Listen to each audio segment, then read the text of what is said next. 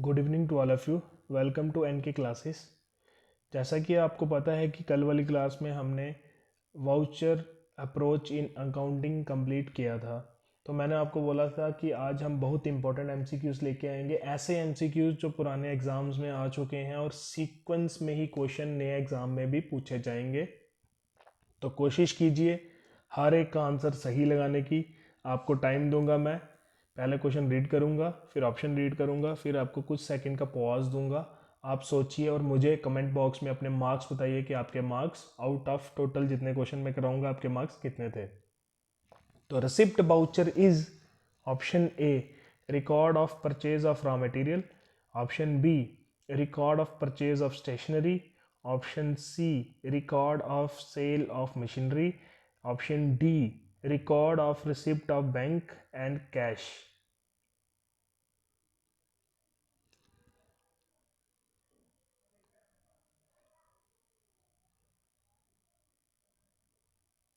तो इसका जो करेक्ट आंसर रहने वाला है option number D, record of receipt of cash और बैंक। जब भी हमें पैसे रिसीव होते हैं, चाहे वो कैश में हो चाहे वो चेक में हो, तब हम रिसीप्ट बाउचर इशू करते हैं। आई थिंक आपका आंसर भी सही होगा। और क्वेश्चन नंबर सेकंड रहने वाला है आज का, what is the written evidence in the support of business transaction. Option A voucher, option B journal, option C ledger, option D none of this.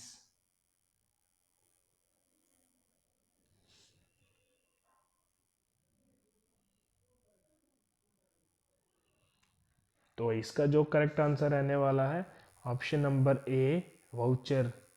अगर कोई भी रिटर्न एविडेंस होता है बिजनेस ट्रांजैक्शन का तो हम उसको वाउचर कहते हैं। मैंने कल की थ्योरी क्लास में भी बहुत अच्छे से समझाया था।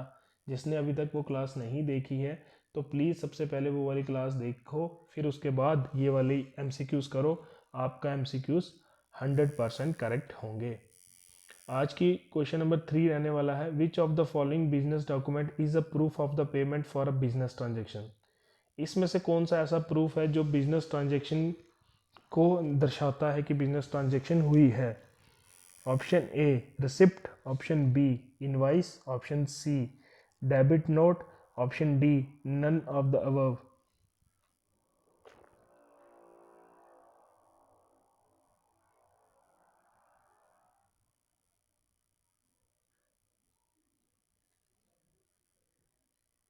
तो इसका ऑप्शन नंबर रहने वाला है ऑप्शन नंबर ए रिसिप्ट।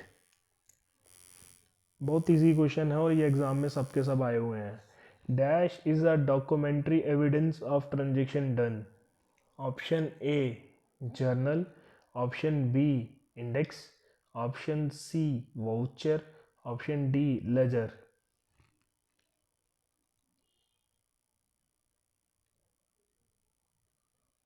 तो इसका करेक्ट आंसर रहने वाला है option number C, that is the voucher.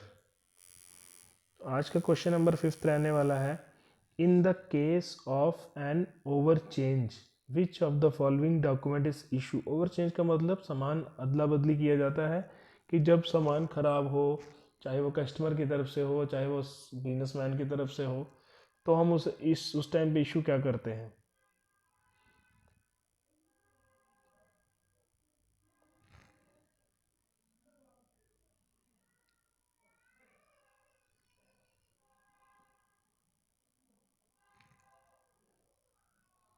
तो इसका करेक्ट आंसर रहने वाला है बोथ ए एंड बी। जब हमें कस्टमर गुड्स वापस कर देता है तो हम क्रेडिट नोट बनाते हैं, जब हम सप्लायर को गुड्स वापस करते हैं तो उस समय डेबिट नोट बनता है। Cash memo is prepare when the goods are sold. Option A on credit, option B on cash, option C both A and B, option D none of this. आराम से सोचिए और मुझे आंसर बताइए कि इसका आंसर क्या होगा। जब भी आप क्वेश्चन रीड करते हो तब 10 सेकंड का पॉज ले लिया करो, देन उसको आंसर को टिक किया करो। कभी कभार आप जल्दबाजी में आंसर गलत मार्क कर देते हो। तो इसका जो ऑप्शन रहने वाला है वो रहने वाला है ऑन कैश। मैंने आपको बताया था जब भी कैश में हमें ट्रांजैक्शन होगी, बिजनेस में गुड सेल होंगे, तो हम उस समय कैश मेमो इशू करते हैं।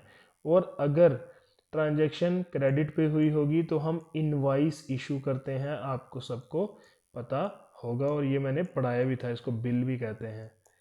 जिसने ये चीज़ें नहीं समझी हैं वो सारी के सारी पुरानी वीडियोस आप देख लो, मैंने पूरी सीक्वेंस में हर एक चैप्टर को पढ़ाया है। वो आप ही के लिए पढ़ाया है कि आपको अच्छे से क्लैरिटी हो जाएगी। तो नेक्स्ट क्वेश्चन रहने वाला है, आज का लास्ट क्वेश्चन है हमारे पास। Transfer voucher are prepare to record. Transfer voucher कब बनाए जाते हैं? कैश ट्रांजैक्शन के लिए, नॉन कैश ट्रांजैक्शन के लिए, बोथ ए एंड वी के लिए, या फिर नन ऑफ दीज। आराम से सोचिए और इसका आंसर बताइए मुझे क्या होगा।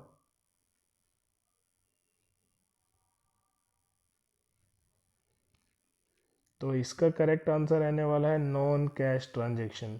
जब भी हमारे बिजनेस में नॉन कैश ट्रांजैक्शन होगी तब हम ट्रांसफ़र वाउचर बनाएंगे। इसी तरह बहुत सारे एमसीक्यू हैं, वो हम जैसे ही हमारे पूरे टॉपिक ख़त्म हो जाएंगे तो मैं आपको बहुत सारे एमसीक्यूज़ करवाने वाला हूँ। ठीक है, कि इतने एमसीक्यू करवा दूंगा कि उससे बाहर कोई क्वेश्चन होगा ही नहीं। तो आपका यही फ़र्ज बनता है कि सारे के सारे वीडियोस को बार बार देखिए। जून में आपका टेंटेटिव टाइम आया हुआ है, हमारे पास 6 मंथ पड़े हैं। 6 मंथ बहुत एनफ होते हैं किसी भी एग्ज़ाम की प्रिपरेशन करने के लिए।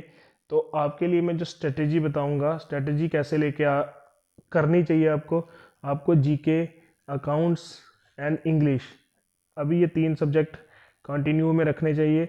इकोनॉमिक्स एंड स्टैटिस्टिक्स वो भी मैं आपके लिए लेके आ रहा हूँ। मैंने आपको बताया था 20 दिसंबर से मैं आपकी वो क्लासेस लेके आ रहा हूँ।